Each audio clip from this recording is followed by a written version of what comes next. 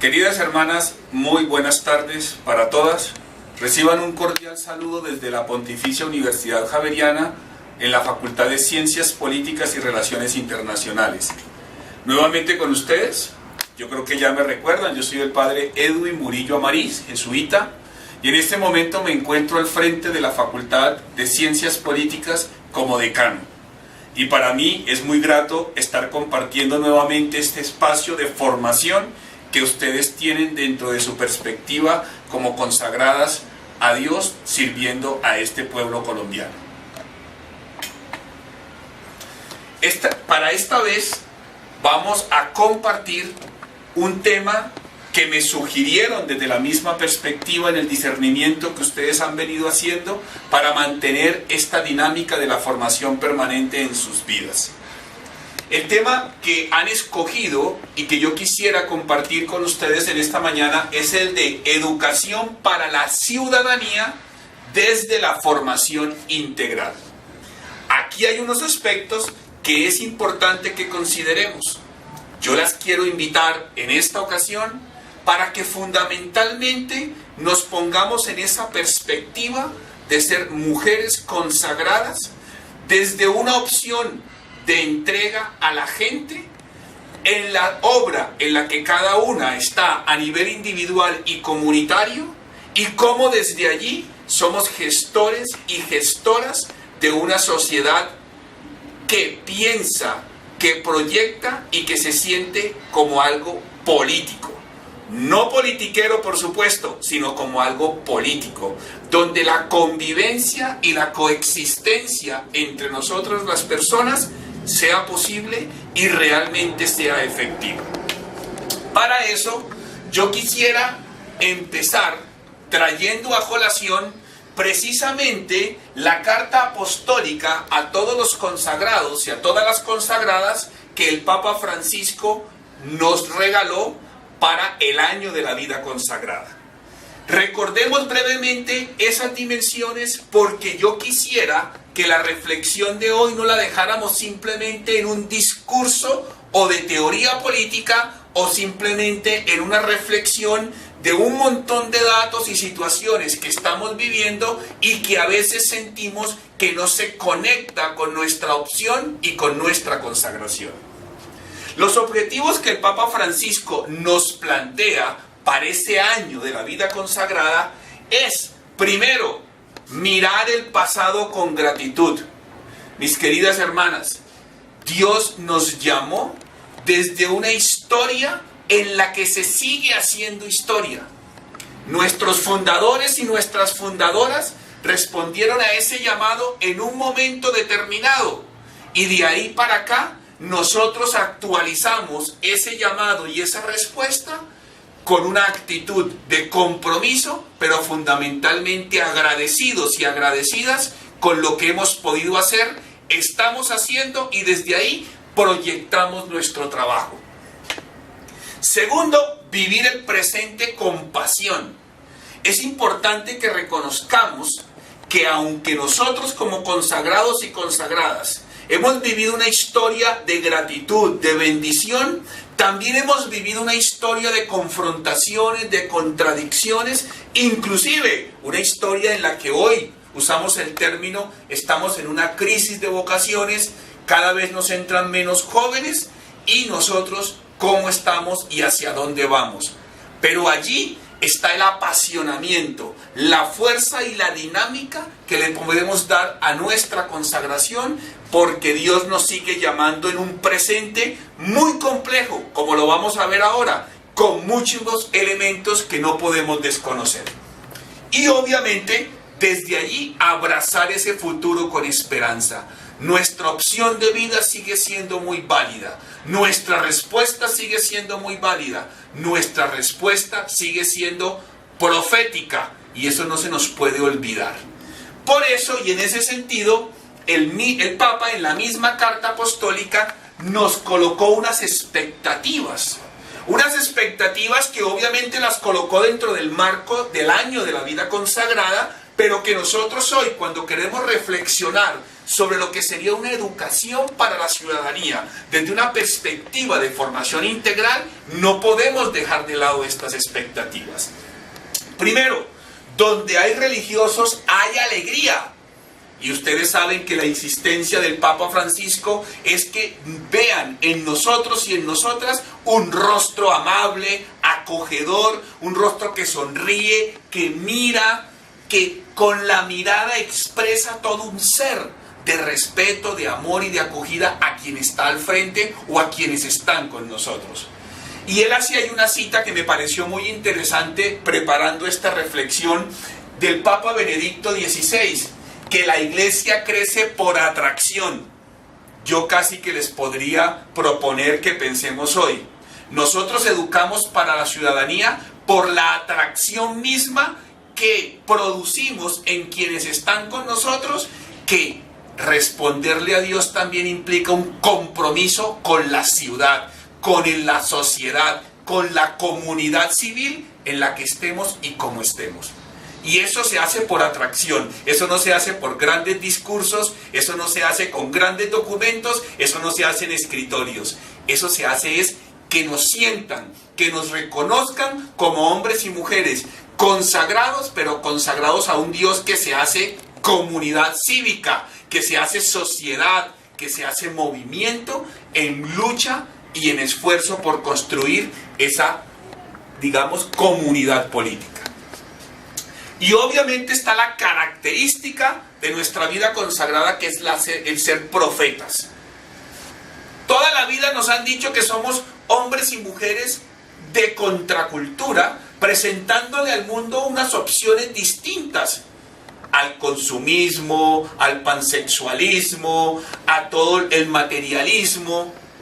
Pues ese profetismo no solamente está explícito allí, sino que ese profetismo también está en cómo nosotros, como iglesia, como consagrados y consagradas, gestamos espacios de lo público, de lo político, de qué vamos a hacer y cómo vamos a responder ante los retos que se nos están presentando en una sociedad tan compleja como la nuestra y en un mundo donde se nos rearma el mismo mundo y se nos reconfigura.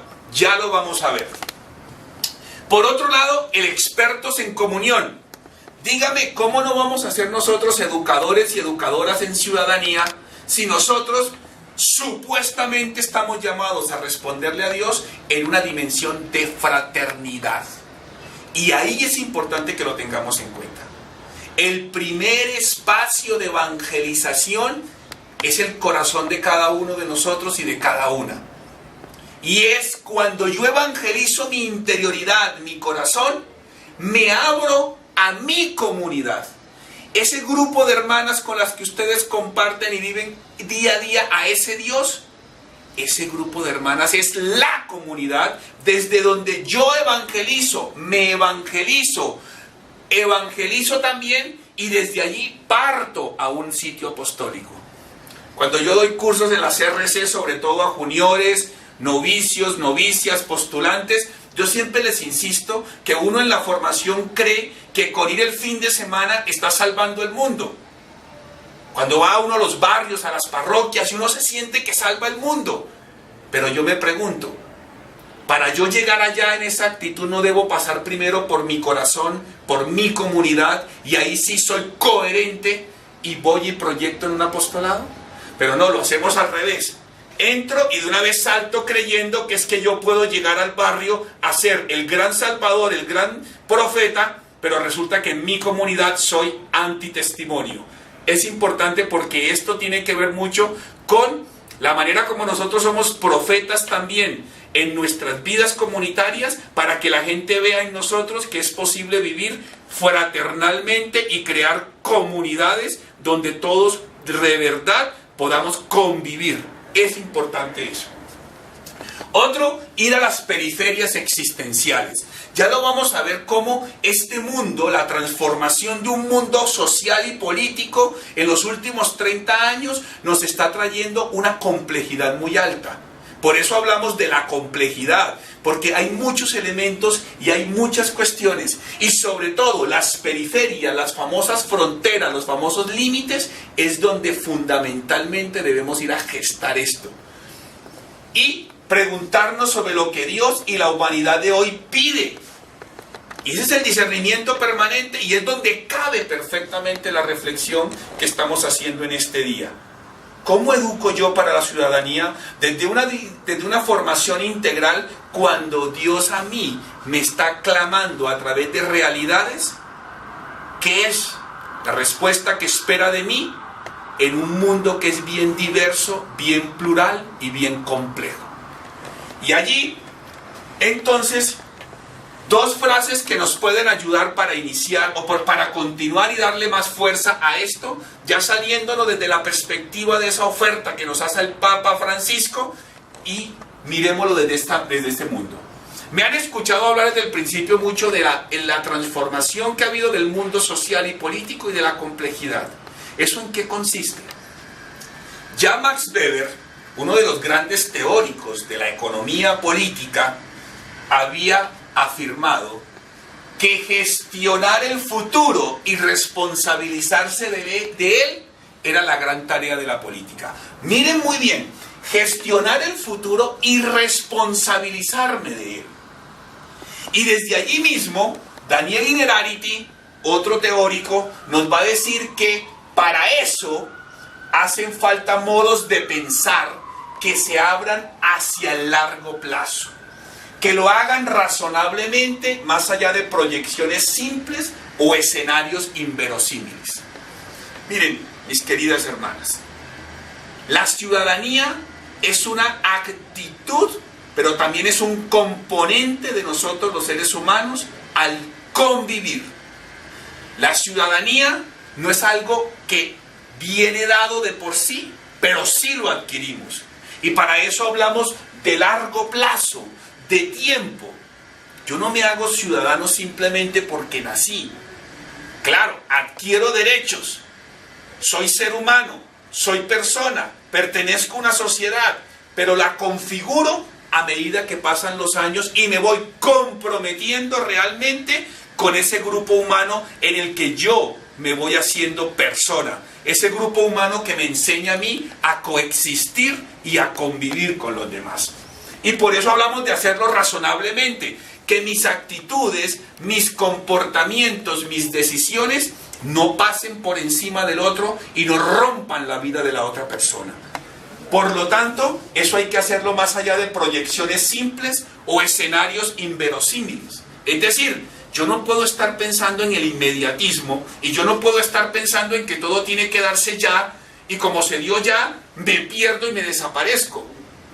Porque es que el tiempo corto, mediano y largo existe y más en construcción de ciudadanía.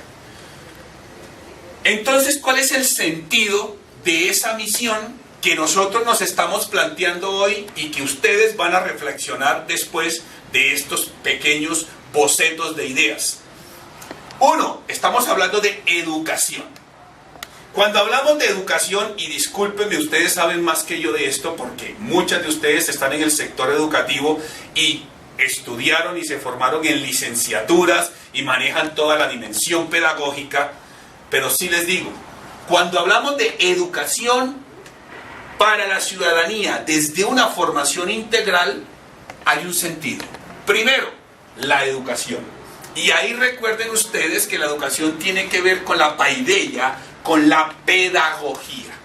Por lo tanto, hablamos de un proceso gradual. Oiga, proceso gradual de formación.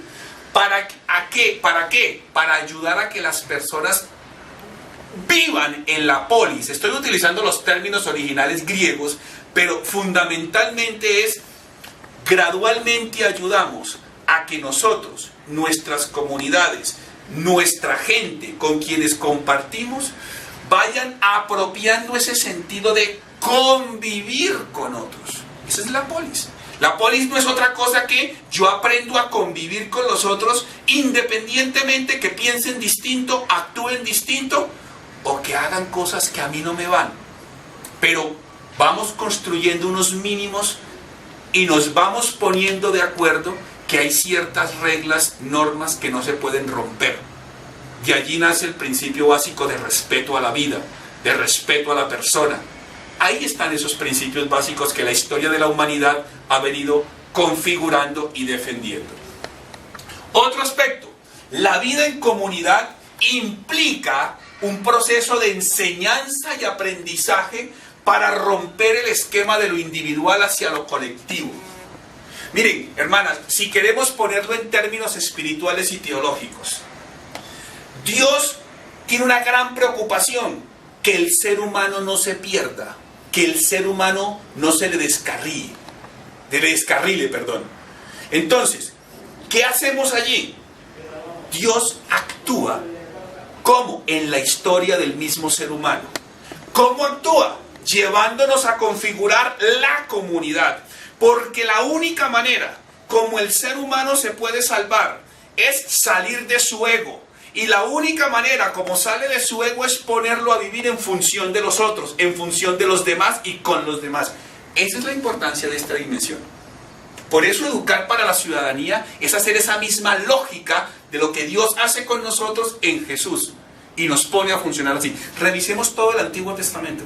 Es una lógica de Dios actuando en la historia del ser humano y bregando para que el ser humano aprenda a vivir con los demás, por los demás y para los demás. Es decir, a romperse por el otro. Esa es la lógica.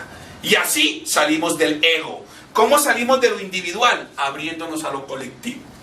Y por eso es que ya desde los griegos, sobre todo Aristóteles, cuando viene a plantear la perspectiva de las virtudes cívicas, dice: hay que formar para la virtud. Hay que ser hombres y mujeres virtuosos que nos abramos a la perspectiva de la ciudadanía. Un buen ciudadano es una persona virtuosa y una persona virtuosa es un buen ciudadano desde esa perspectiva ya de la teoría clásica, pero que rescatamos en este momento cuando ante tanta dimensión que hay en el mundo necesitamos aprender a convivir. Luego, la ciudadanía. La ciudadanía, yo hago referencia rápidamente a dos perspectivas. Una es la de la polis, que es la de los griegos, y luego es la civitas romana, que era la ciudadanía propiamente dicha, que era la que construía la ciudad. Tenemos las dos culturas fundamentales donde se sustenta toda esta dimensión de lo político, que es la cultura griega y la cultura romana. La una consolidando la polis a través de la virtud, y la otra, la civitas, que era la que se sustentaba en los deberes y en los derechos. Lo que va a llamar Aristóteles virtudes cívicas, para poder ser buen ciudadano. Entonces, lo que se hacía aquí era, formábamos la actitud de cada uno de los miembros de la comunidad en función de lo común, de lo público, para poder configurar la polis y la civitas, la ciudad. Por eso estaba sustentado en deberes y derechos, que es el añadido que le dan los romanos. Los griegos trabajaron más de virtudes y principios, los romanos trabajaron más lo de derechos y esto. Indudablemente, está unida la paideia, la educación, la pedagogía con la construcción de la ciudad y de las civitas, para ver cómo los derechos civiles y políticos consolidan esto de lo público, la esfera de la ciudadanía. Y fíjense que es lo que estamos viendo ahí: la procesualidad, la gradualidad y el compromiso. Tres elementos fundamentales cuando queremos formar o educar para la ciudadanía. Uno, el proceso, manejar tiempos medios, largos, cortos, o corto, medio y largo, si lo quieren ver en ese orden. La gradualidad. Un niño, un bebé, un adolescente pertenecen a ese conjunto, pero en unos grados y en unos compromisos de deberes y derechos. Y obviamente el compromiso que va más con el acuerdo, con lo que realmente construimos. Pero esto requiere un reto, hermanas, que es donde yo quiero que ubiquemos esta reflexión y el trabajo que ustedes hacen congregacionalmente desde su carisma y cómo le aportan a una sociedad como la colombiana. Y es que el tiempo presente, este hoy que estamos viviendo, sin compromiso, o sea, si hoy lo vivimos sin un compromiso colectivo, sin un acordarnos que hay otros seres humanos, eso va a sustituir el largo plazo por el corto. Entonces, por eso es que en vida pública o en vida política confundimos a que si el que quedó de presidente en 4 años no hace lo que prometió, entonces ya todo queda ahí, o queda sin hacer, o queda a medias, o lo hacen corriendo al final para presentar resultados nada más. Porque creemos que los grandes problemas sociales nos los resuelve una persona, un partido o 4 años de gobierno, y ahora pues pongámosle 8 como para que le rinda más. No. Yo creo que estamos confundiendo toda esta dimensión del impacto con el tiempo. Y por eso es que el compromiso, cuando el compromiso no está en el fondo, ese es el inconveniente. Yo no puedo delimitar la construcción de lo colectivo, de lo público, la consolidación de la ciudadanía, porque es que tengo 4 años de gobierno. Qué pena. La historia de la ciudadanía y de la sociedad colombiana es mucho más amplia que 4 o 8 años ahora. Luego, podemos, si el tiempo presente no tiene compromiso, no solamente sustituye el largo plazo por el corto, y por eso vivimos más metidos en el corto plazo y en el corto plazo y en el inmediatismo, y por eso la duración, lo que debemos vivir y construir, lo volvemos inmediato. Entonces queremos que todo sea ya y queremos que estas cosas resulten ya. La permanencia lo volvemos por lo transitorio. Entonces, vea, precisamente haciendo una referencia, la voy a hacer ahora más tarde, ahora más adelante, haciendo referencia es, entonces, ahora estamos con el cuento del proceso, de los diálogos conducentes al proceso de paz. Y entonces creemos que porque se van a firmar los acuerdos, ya va a haber paz. No, esto requiere corto, mediano y largo alcance. ¿Cuáles son las estrategias? ¿Cómo lo vamos a consolidar? ¿Cómo lo vamos a procesar? Claro, lo que pasa es que tenemos un presidente que se metió en la cabeza que él tiene que pasar a la historia de Colombia como el gran gestor de la paz, y si no firma la paz, entonces se va a perder la platica. No, esto no se va a resolver en 4 o 8 años. Esto es un proceso. ¿Por qué? Porque no hay un compromiso real y a fondo. Pero ya eso lo vamos a mirar con calma. Y luego, la memoria, ¿por qué la reemplazamos? Por la sensación. Entonces se nos olvidan los 200 años que tenemos de historia, cómo nos hemos consolidado como sociedad colombiana, y se nos olvidan los errores y los horrores. Y por eso vamos repitiendo, porque la memoria, no tenemos memoria, es la sensación del momento, ¿no? Entonces, la sensación en su momento fue Álvaro Uribe, implantó un sistema y un estilo. Y entonces, ¿por qué se escogió a Santos? Y además, analicemos, ¿por qué una votación tan alta? Porque todo el mundo leyó que íbamos a continuar con la seguridad democrática. Y resulta que el tipo, al primer año, demostró lo que ya venía demostrando cuando era ministro y nadie se dio cuenta. Él desde hace rato estaba cambiando la perspectiva y estaba planteando otra cosa.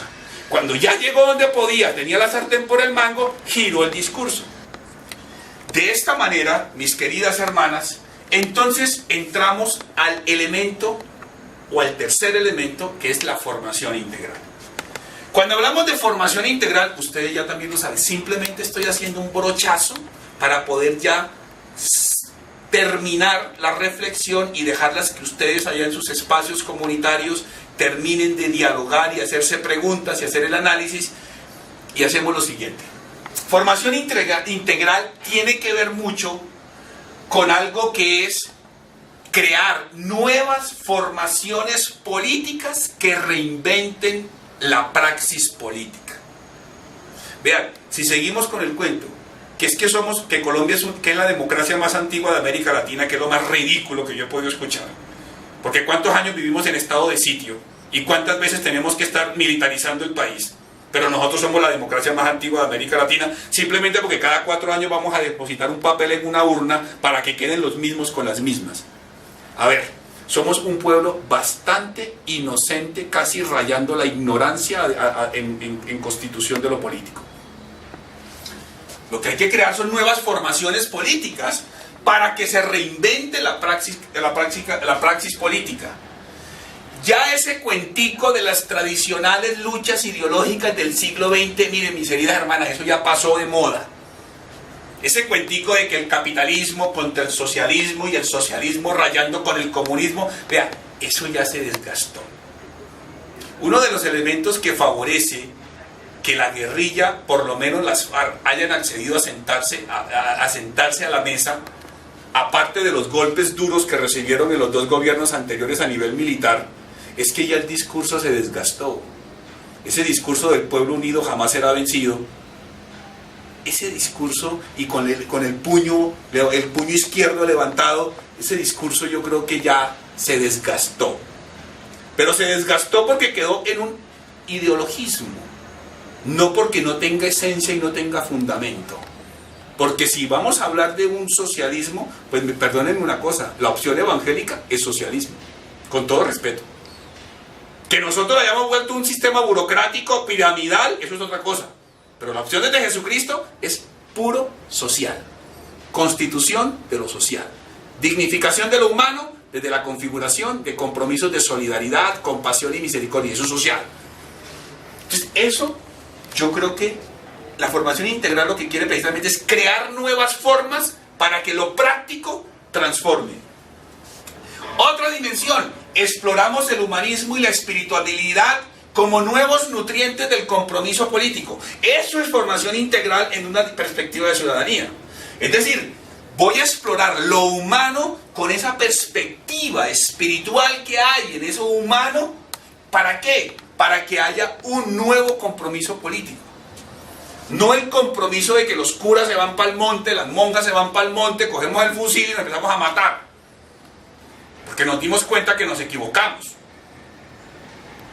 Es más, nosotros que estamos cerca a procesos de formación en diplomados con excombatientes del Ejército de Liberación Nacional que están en las cárceles y que ustedes saben que en su origen tienen mucho clero, y cuando hablamos de clero es tanto consagrados como consagradas como curas diocesanos, hay mucho allí y por eso son más ideológicos que bélicos. Los más bélicos, digamos más viscerales son las FARC, los helenos son un poco más, digamos, más de sentido de lo social. Por eso es que allí ese compromiso político se tergiversó y nos damos cuenta que hubo un error. Llegó un momento en que giramos para donde no teníamos que girar. Y si uno revisa las homilías de Monseñor Óscar Arnulfo Romero, por traer un caso, es toda una reflexión del Espíritu de Dios buscando la reivindicación de lo humano y la construcción de lo social. Y el mismo Monseñor Romero no estaba de acuerdo con que la Iglesia tomara las armas y se fuera a replicar lo que el autoritarismo y los dictadores en América Central estaban haciendo. A veces terminamos escogiendo los vicios del otro lado, que hay que tener en cuenta eso. Si queremos soluciones colectivas y horizontes compartidos, solo podemos conseguirlos o trabajar para ello desde profundas convicciones personales que reequilibren lo espiritual y lo material del ser humano como parte de un nuevo encuentro y un compromiso con el planeta y la humanidad. Esta es una reflexión de Anthony Gutiérrez Rubí en un libro que se llama precisamente Espiritualidad y Política, que consideré importante tenerlo hoy en cuenta. La educación para la ciudadanía desde la formación integral está en estas esencias, es lo procesual para la construcción de lo común, de lo público, con un sentido de humanidad y de espiritualidad profunda que debe llevarnos a nuevos compromisos. Ahí mismo retomo así rápidamente al Papa Francisco en la encíclica del gozo del Evangelio, que en algo les cité a ustedes en la charla pasada, el año pasado antes de las elecciones, donde precisamente mire, repaso rápidamente, ustedes pueden volver en sus comunidades sobre esta parte en el que él toca estos temas específicos. La religión, él habla de la religión. Yo pongo entre paréntesis la espiritualidad porque yo creo que en este momento es más valioso resaltar lo espiritual que lo religioso como tal. No solo es una dimensión de lo privado, sino que hay que revisar todo lo que pertenece al orden social y la obtención del bien común. Opción espiritual que no me lleve a mí a lo social y a lo común, yo me la tengo que cuestionar. Esa es una gran diferencia que tenemos con los caminos espirituales orientales, que se centran mucho en el crecimiento del individuo y el individuo y el individuo, darle vueltas al individuo hasta que alcance el nirvana.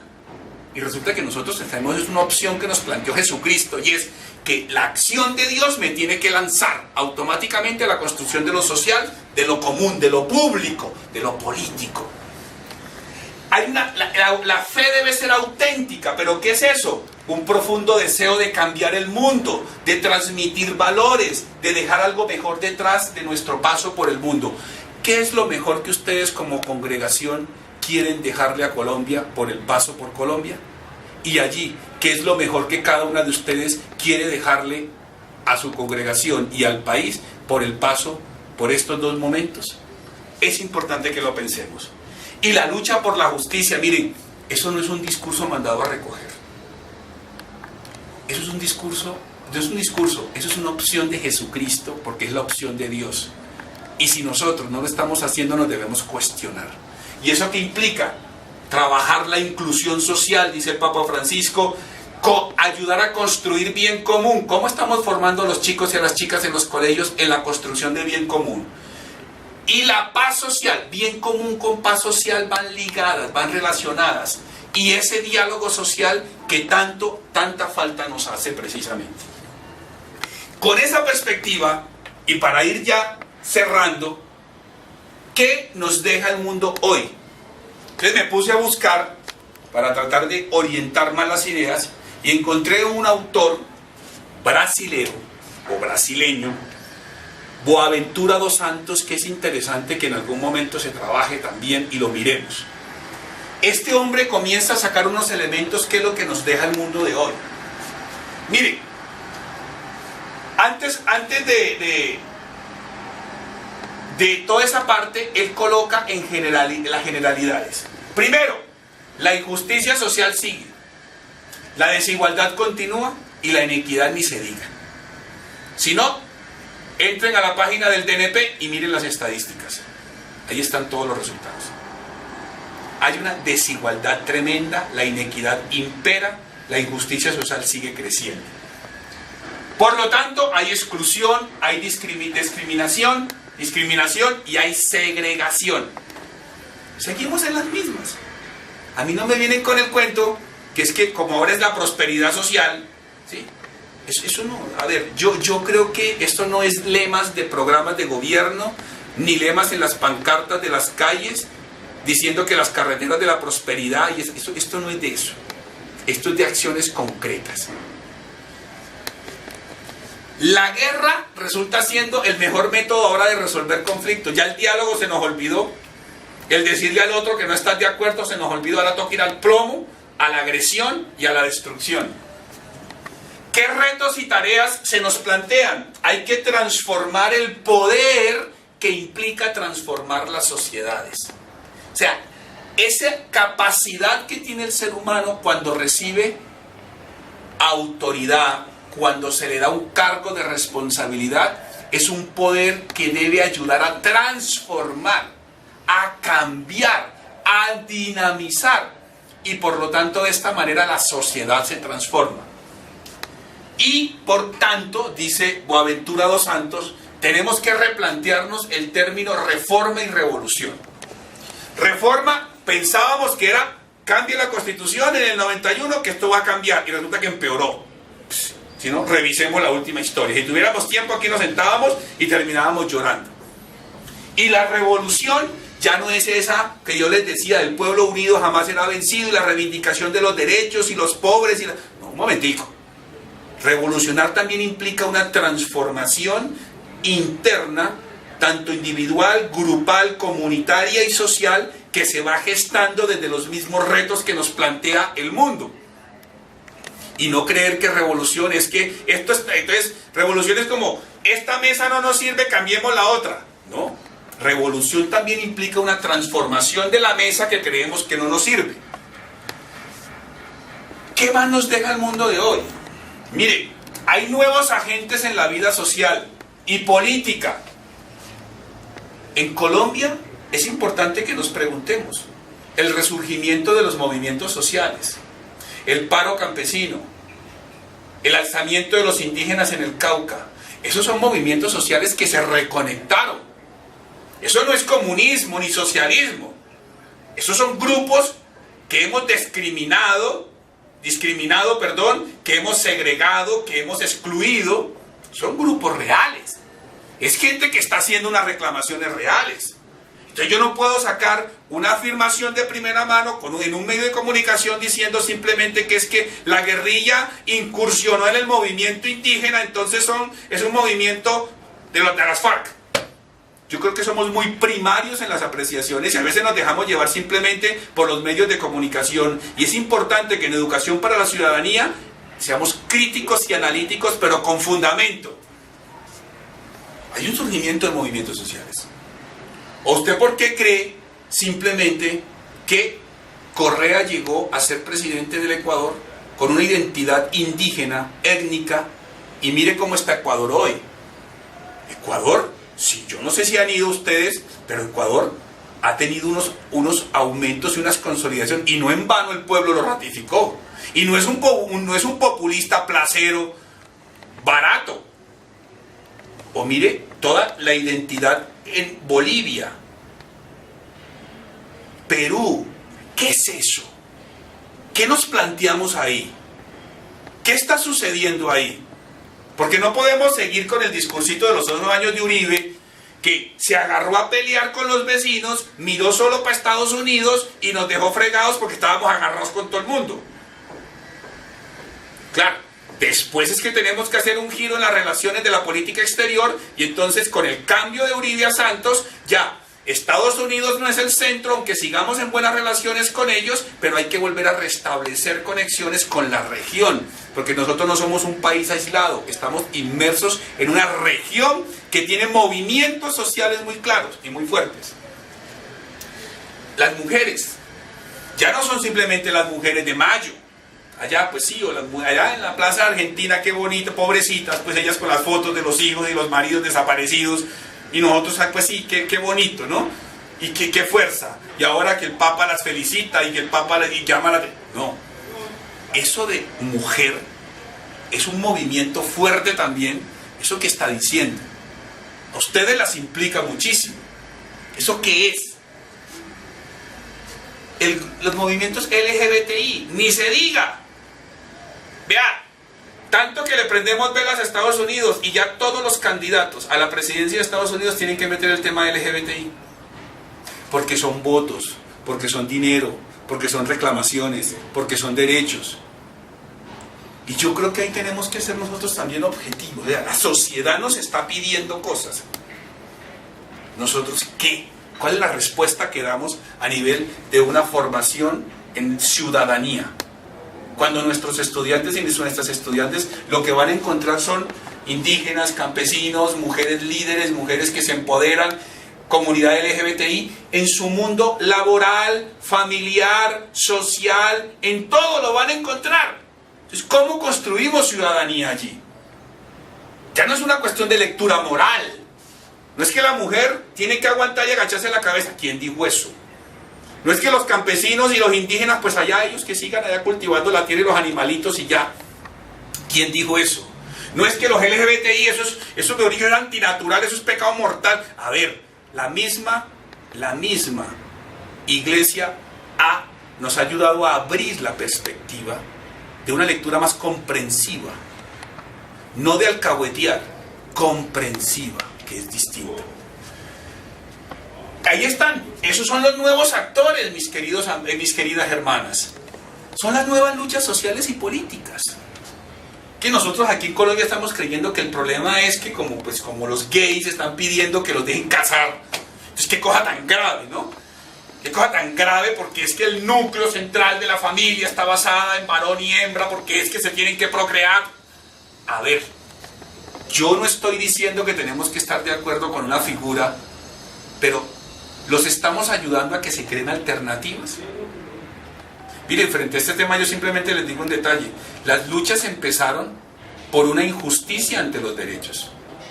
Cuando una pareja de hombres o de mujeres convivían y por X o Y circunstancia uno de ellos fallecía después de 15, 20 años de convivencia, ahí sí llegaba la familia que se escandalizó porque tenían un hijo marica o una hija lesbiana, que se escandalizaba y lo echaban de la casa. Ahí sí llegaban acá y le decían al compañero: venga para acá para el carro, venga para acá el apartamento y venga para acá para esto, porque era nuestro hermano, era nuestro hijo, era nuestro sobrino. Y el otro queda en la calle, cuando construyeron juntos algo. ¿Cómo la sociedad le ofrece a nivel público una alternativa a estos grupos, cuando llevan 20, 25 y 30 años construyendo un capital juntos, donde se compraron la casa, el apartamento, el carro, todo? ¿Cómo los ayudamos? ¿La figura del matrimonio? No. ¿Pero por qué no creamos otra figura? Porque tenemos un sistema de seguridad social y un sistema de pensiones que, si no está la partida de matrimonio, no le da garantías al compañero. Entonces, ¿cómo hacemos? Es la pregunta que queda libre. Pero nosotros es peleando y alegando la cuestión de la moral, ¿no? Sí, respetable y muy importante, pero ¿dónde está esa comprensión de lo público? Porque ciudadanía también son ellos. Lo mismo los indígenas. Los indígenas no están reclamando simplemente que los dejen a ellos vivir felices. Están reclamando un sentido identitario de un país que se le olvidó que es indígena. Se nos olvidó que somos muiscas, caribes, chipchas, arhuacos. Se nos olvidó que somos pijaos. Y nos estamos creyendo gringos o europeos. ¿Y dónde está eso? Eso es lo que está ahí detrás. Una sociedad que debe volver allá. Y eso es una transformación de ciudadanía. Y eso nos da un reto a nosotros para estar en una educación hacia esa ciudadanía desde lo integral que abarca esas dimensiones de un mundo y un ser humano que se debe ampliar a muchos horizontes. Las nuevas formas de agencias. Vea, el mismo proceso de justicia y paz y la ley 1448 de víctimas que hizo visible a las víctimas, creó la figura de la asociación de víctimas. Yo en trabajo de campo con ellos me les preguntaba: ¿qué factor a ustedes los une? ¿El dolor y el sufrimiento de haber perdido en la guerra injustamente un familiar hizo que crecieran y se consolidaran las asociaciones de víctimas? Eso es una nueva agencia. Ya la víctima no llega sola, llega en colectivo, llega en grupo a reclamar derechos de restitución y reparación. Eso es nuevo. ¿Cómo está ahí? Y obviamente, dice Boaventura dos Santos, vea, en últimas, con toda esta complejidad, lo que hay que hacer es un pensamiento alternativo de las alternativas. Interesante, porque ya no es una cuestión de piense alternativas. No, es que le parece poquito todas las que tenemos. Piense en alternativo sobre esas alternativas. Y por supuesto, ante eso nos vienen las contradicciones. ¿Cuáles son las contradicciones de hoy? Mire, esa diversidad que encontramos en el mundo nos está lanzando a lo intercultural, a meternos y encontrarnos con otra cultura. Pero que ya no es solamente una dimensión de costumbres, de cultura, sino también es política. Les ponía el ejemplo. Los LGBTI han constituido una cultura, un modo de ser, de actuar, de pensar, de proceder. Y resulta que son votos y son economía. Ahí está ese ejemplo. Los campesinos. Mire, la misma Constitución no creó un sector especial de votos para los afros. Eso es intercultural, y ya no solamente que los negritos bailen tamboras y bailen bullerengue, no, sino que tienen un puesto en el Congreso de manera particular. En la nacional, en las universidades públicas, hay un acceso para personas que vienen de ascendencia indígena, afro, o que vienen de regiones de conflicto. No les dan tan duro en el examen y tienen un proceso especial. Todo eso forma parte de esto, mis queridas hermanas. ¿Cómo formamos para eso? Contradicciones del capitalismo. Mire, ya no es solamente una cuestión del capital y trabajo, ¿no? ¿Quién tiene la plata? ¿Quién tiene los medios de producción? ¿Quién se queda con la ganancia? ¿Quién pierde? La típica lucha antigua en las que matamos a más de uno para nada, para decirnos ahora, es que eso no es así. Sino que ahora también hay que pensar en capital y naturaleza. Vea, hay un punto que se nos viene. Toda la dimensión mineroenergética de este país. ¿En qué van a quedar el montón de poblaciones campesinas indígenas que viven de la minería artesanal? ¿Qué va a quedar eso? Y uno de los reclamos fuertes que va a hacer el Ejército de Liberación Nacional va a ser eso. la protección del medio ambiente, los recursos naturales, donde está implicado eso de la minería artesanal y de la presencia de las multinacionales. Eso no es un discurso de izquierda mamerto, eso es una cuestión real, es el mundo, es la ecología, es la naturaleza. Toda la dimensión del individuo y la identidad cultural. A ver, ¿qué nos hace colombianos a nosotros? ¿Qué me hace colombiano? Entonces ahí sí pensamos, ¿no? Lo único que nos une es la selección Colombia. Por ahí uno que otro deportista. Pero ¿qué hacemos? ¿Qué es lo colombiano? Cuando vamos al extranjero, llevamos la cumbia. Y digo yo, ¿y dónde queda el joropo, el pasillo, el paso doble? ¿Dónde queda? La guaneña, ¿dónde está? ¿Que la cumbia es la única colombiana? ¿Por qué? Y ahí sí. Cuando llevamos el pasaporte y lo sacamos desde un aeropuerto, todo el mundo se esconde. Y entonces, ¿qué es eso de individuo e identidad cultural?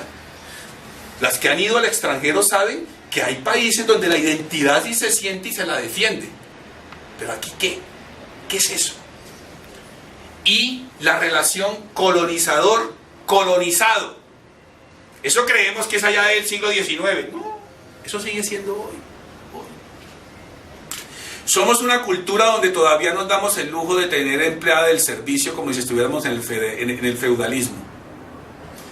Yo no sé si alguna de ustedes ha tenido la experiencia de vivir en comunidades en Europa. Yo tuve la oportunidad, gracias a Dios. Lo que vale una empleada del servicio, eso es impresionante. Empezando porque no pertenecen como nosotros, como algunos términos despectivos, la sirvienta o la empleada del servicio, sino que forman parte del sector de hotelería y turismo.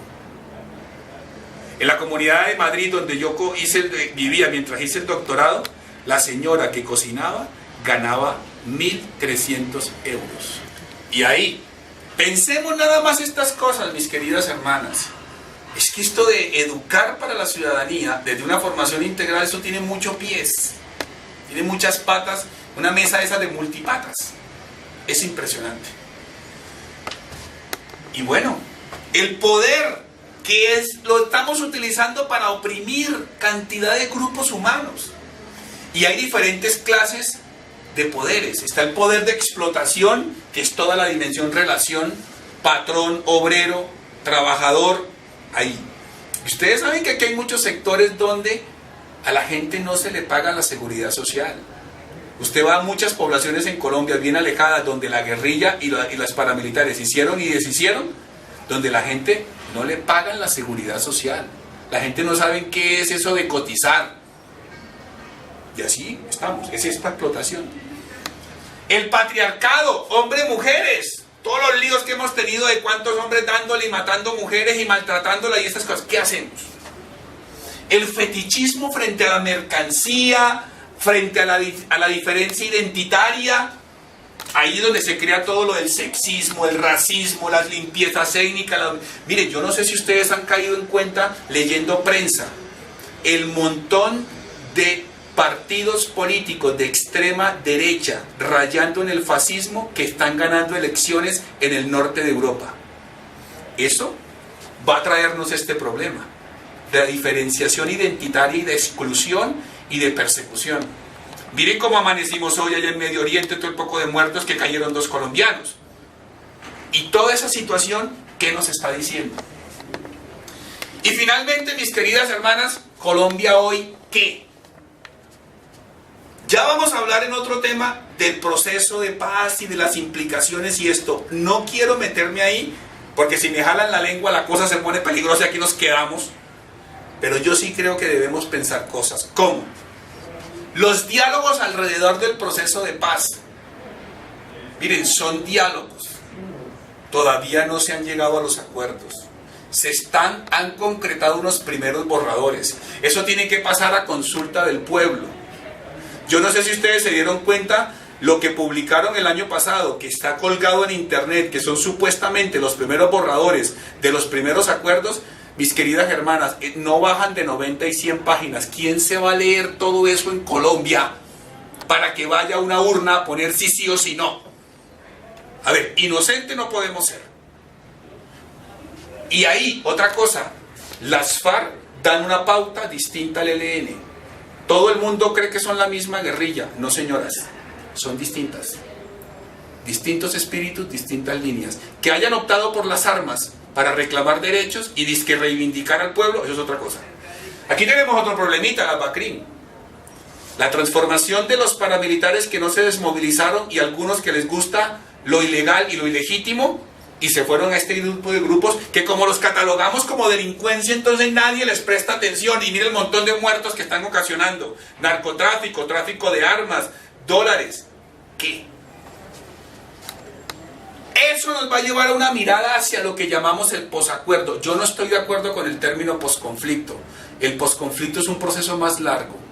Yo hablaría más de posacuerdo, porque después que se firmen los acuerdos hay que crear una serie de medidas y estructuras para que la reinserción y la reintegración, junto a la inclusión de la sociedad, cree unas condiciones. Y eso implica consultarle al pueblo. Así que, qué pena con el presidente, pero ese término de posconflicto y el ministerio del posconflicto, todo el mundo cree que el posconflicto es soplar e inflar botella. Si no, mire, M19, Quintinlame, PRT, todo eso fracasó. EPL.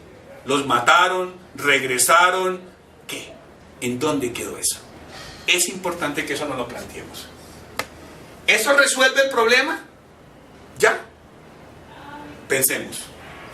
La politización del tema de la paz. Este señor presidente está creyendo que es que se tiene que ir como el gran gestor de la paz. Qué pena con usted porque se va a ir y no lo va a ver. Eso ya se los tengo claro.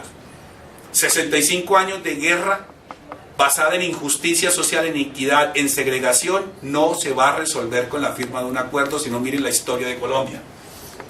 Pero él, claro, y el candidato que lancen va a seguir con el mismo rollo y se va a pretender promoverse de la misma manera. Otra, la polarización de la sociedad. Les cuento una cosa, todo el mundo está pendiente que se está dialogando allá, pero nadie está atento a cómo estamos divididos internamente. Mucho sector privado, comercial y financiero en Colombia no cree en el proceso y no le van a apostar. Eso es una cosa que está a la orden del día. Entre ellos mismos están divididos, la FARC interna está dividida, el ELN internamente, ideológicamente, unos no quieren, otros lo quieren de una manera, otros de otra manera. Usted arme ese salpicón que tenemos nosotros acá. Estamos polarizados. La misma iglesia. ¿Cuánto religioso, cuánta religiosa, cuánto cura, cuánto obispo no está de brazos cruzados? Y ni siquiera el tema de la situación del país le suena. Y simplemente, pues sí, hagámosle. Pues sigamos, porque como somos una sociedad que todavía cree en Dios y todavía va a las iglesias, y como se nos llenan las iglesias los domingos, las que han ido a Europa se dan cuenta que hay parroquias en Madrid, por ejemplo, que no sube de 30 personas un fin de semana y todos adultos mayores. ¿Y eso qué? Pero nosotros seguimos porque como América Latina sigue siendo el pueblo devoto, el pueblo que sigue a procesiones, ¿dónde está ese compromiso, ese apasionamiento, esa profecía a la que nos lanzó Jesucristo? ¿Dónde? La fragmentación de lo público igual. Miren el comportamiento cívico nuestro como es de nulo. Y rompemos las reglas básicas de convivencia, nos importa el otro. Eso es claro, todo es una cascada si nos estamos dando cuenta. Desconfiamos hacia lo político. Por eso estas reflexiones muchas veces no calan, porque es que enseguida sale la corrupción, el clientelismo, esto, lo otro. Pero vamos a seguir en esto, entonces ¿a dónde llegamos? Y obviamente algo cultural. La quejadera, la criticadera del colombiano y de la colombiana, de todo nos quejamos, no estamos de acuerdo, nada nos gusta, y la cultura del avispado, como decía en una conferencia el ex rector de la Universidad EAFID en Medellín. ¿Sí? La cultura del vivo vive del bobo. ¿Qué hubo, mijo? Aquí, el último, nada, corra pues. ¿Eso qué? Eso nos está afectando muchísimo.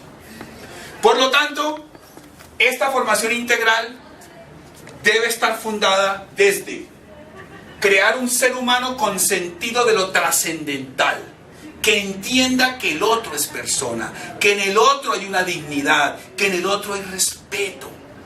Eso nos lleva a una pregunta: ¿cómo abordar a los jóvenes hoy a un sentido de lo trascendental en la sociedad actual?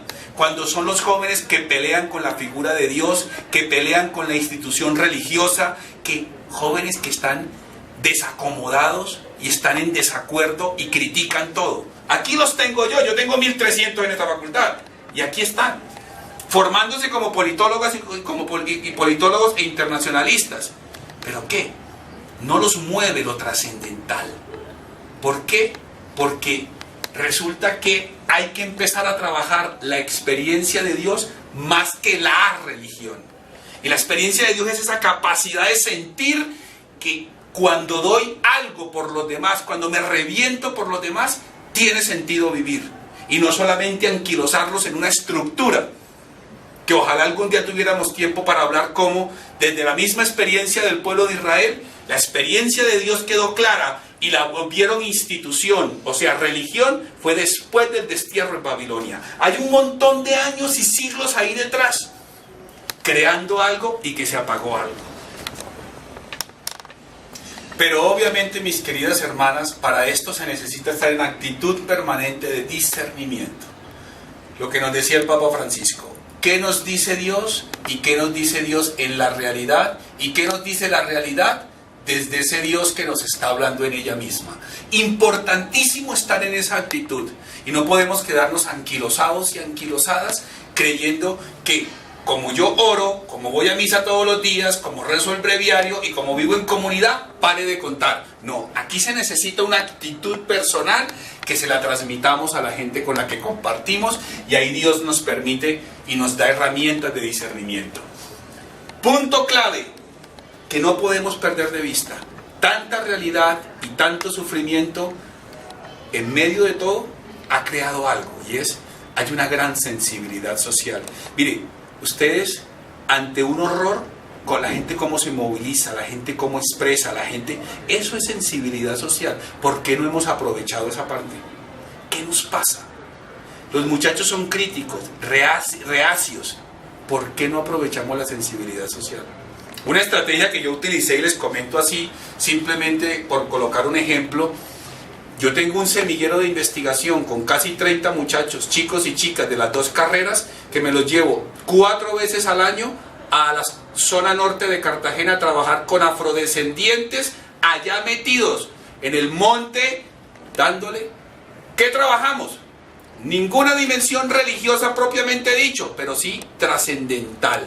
Que entiendan que en ese corazón humano hay un Dios, que no tiene que ser simplemente una psicorrigidez y una reacción y pelea. Y vieran esos muchachos cómo terminan y me dicen: yo desde que estoy yendo a los pueblos de la zona norte de Cartagena, mi vida se ha transformado, no soy lo mismo.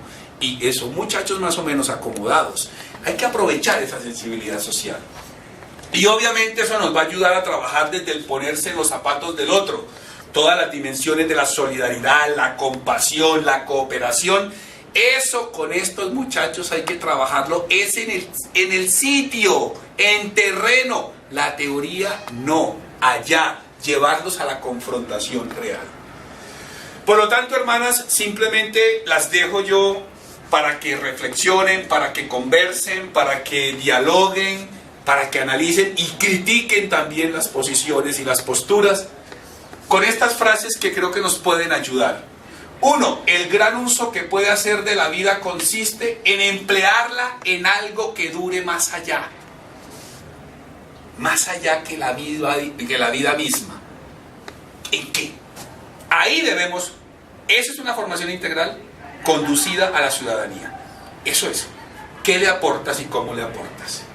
Y hay que trabajar por lo tanto, trabajarse a sí mismo, observarse a sí mismo y al entorno, pero también observando cómo soy observado y obrar en consecuencia. El problema es que caímos en el egocentrismo también espiritual. No me miro yo, oro yo, actúo yo, reflexiono yo, pero ¿cómo me ven?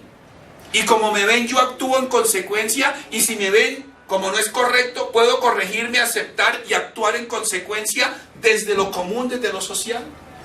Y lo político es más bien el lugar en el que una sociedad actúa sobre sí misma y renueva las formas de su espacio público común. Y ahí está la esencia, mis queridas hermanas, de lo que es una educación para la ciudadanía desde una formación integral. Les agradezco mucho la atención. Discúlpenme el rollo, pero ya yo creo que me conocen y saben que me apasiona esto, y gracias a Dios recibe uno la vocación del apasionamiento en la docencia y en estas cosas que tanto necesitan de nosotros. Dios las bendiga, que el Señor les dé el don del discernimiento permanente, y sobre todo que ese gran carisma de Domingo de romper los esquemas desde la academia las lleve también a romper los esquemas, no solo desde un reflexionar en un escritorio, sino reflexionar con actitudes personales, comunitarias y reales con esos chicos y estas chicas que tenemos en nuestras obras y con toda la gente, para que comprendan que la gestación de lo común se hace en esos pequeños espacios. Que estén muy bien y hasta una próxima oportunidad.